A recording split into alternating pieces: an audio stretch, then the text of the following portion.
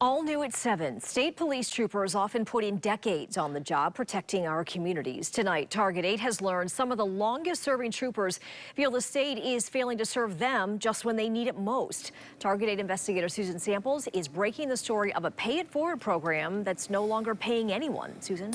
That's right, Michelle. It is called the Voluntary Benefit Program, and it started in 1936 when life insurance was much less common. When a trooper died, the post would put out a collection envelope troopers would donate to get quick cash to the surviving family. The problem, MSP stopped enrolling new members a few years ago, but failed to tell the 1,200 or so participants who continued to faithfully pay into the pot. This is one of the first hazmat cleanups when methamphetamine. Ken Knowlton is retired MSP, has been paying into the voluntary benefit program for 45 years now, up to $5 every time a trooper passes, around $150 a year. We've always considered state police to be a family. But in the 90s, MSP stopped collecting cash at each post by passing the hat and began electronically billing participants as members would die.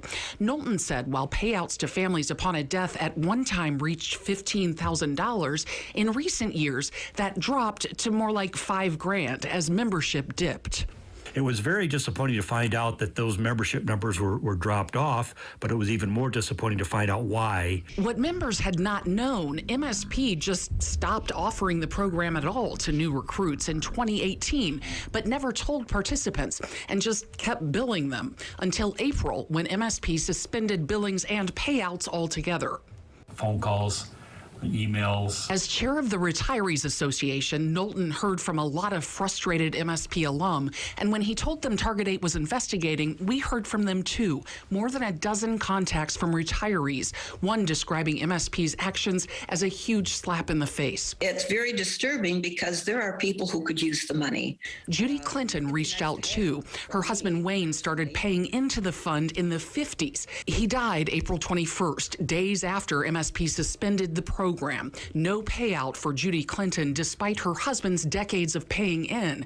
What's more, MSP billed her in April and she paid it. So I sent the check on the 23rd of April, 2 days after he died, for that. So they were still collecting money when they knew the program wasn't even functioning properly. Michigan State Police told Target 8 it agrees communication to participants could have been better, but said membership started declining on its own in the early 2000s due to the availability of life insurance and 401k retirement plans. A spokesperson wrote, "While we empathize with participants, we would remind them this program never promised a guarantee of benefits, and the reality is MSP does not have the authority to operate it today."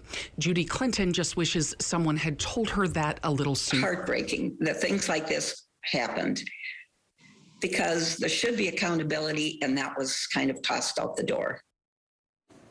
State police tell me it was the head of MSP, Colonel Joseph Gasper, who paused the voluntary program after the state could not find an outside agency to run it. In the last 2 years, MSP tells me the program has taken in around $500,000 and paid approximately the same amount out to families after deaths. Right now, members have a total of $65,000 in escrow accounts, which MSP says it will return to the individual members if the state permanently shuts down the program. It's up in the air right now. We'll keep track of it.